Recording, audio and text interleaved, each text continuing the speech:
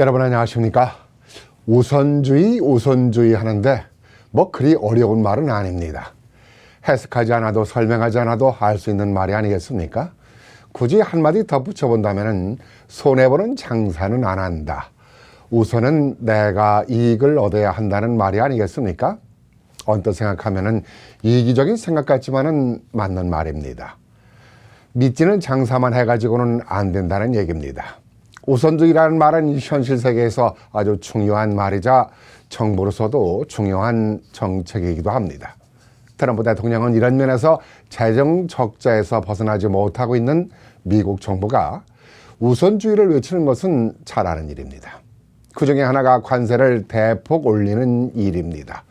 올리는 일이야 상황에 맞게 올리면 되는 일이지만은 근데 이게 좀 문제입니다. 속내가 의심스럽다는 생각이 드는 겁니다. 얘기를 풀어가 보도록 하겠습니다. 관세가 올라가면 물가가 인상되고 인상된 물가가 결국은 소비자들에게 전가가 되지 않겠습니까? 실례로 지금 논란이 되고 있는 자동차 관세를 가지고 얘기를 해보겠습니다. 어쩌면은 오는 4월부터 관세가 실시될 수도 있는데요. 그것도 무려 25%나 말입니다. 이 관세가 실행이 된다면 35,000달러짜리 소나타 자동차가 9,000달러 더 인상이 됩니다. 44,000달러가 된다는 얘기입니다.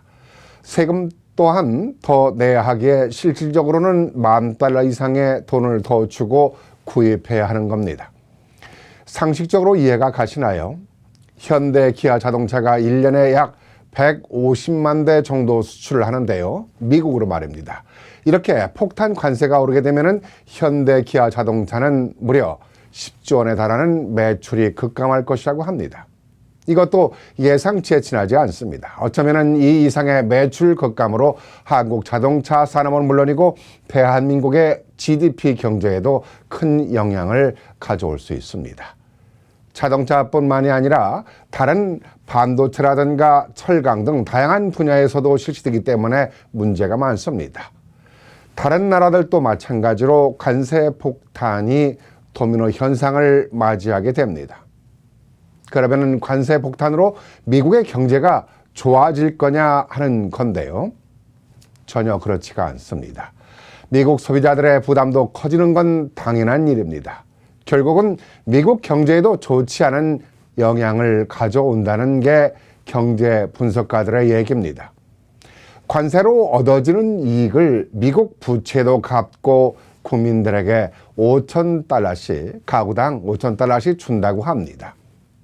믿어지시나요? 아주 비현실적인 논리입니다.